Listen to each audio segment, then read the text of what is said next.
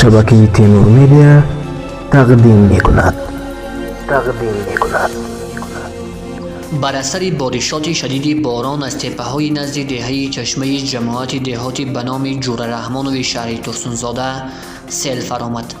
بر خبر کاتبات کمیته حالتهای فوق‌العاده تاجیکستان، سیل نصف روزی 6 مارس تخمیناً ساعت 15:20 فرآمده دو چوپان جوان را برد.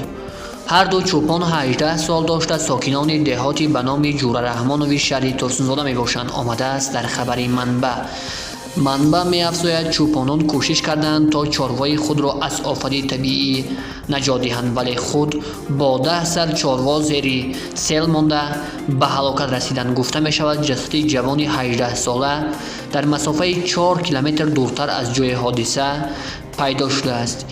علاوه به این بارشات زیاد باعث بالا رفتن سطح آب رودخانه قرطاق و کانال ملاشادی شده، در نوبت خود خطر زیر آب ماندن بناهای استقامتی را زیاد کرده است. در جای حادثه کمیسیون اضطراری شهر کار میکند. برای برطرف سازی آنها تکنیک مخصوص روانه شده است. در همین حال آژانسی هواشناسی خبر می‌دهد که هوای نااستوار و بارشات در کشور تا آخر هفته ادامه خواهد کرد و خطر فرآمدن ترمه، فرآمدن سیل و سنگریزه‌ها باقی میماند. ضمناً این نهاد از تمام شهروندان و مهمانان دعوت میکند که از سفر رفتن و منطقه‌های خطرناک، شکار، ماهیداری، جمع‌آوری گیاه در ناحیه‌های کوهی، چرانیدن چاروا خودداری نموده هوشیار باشند.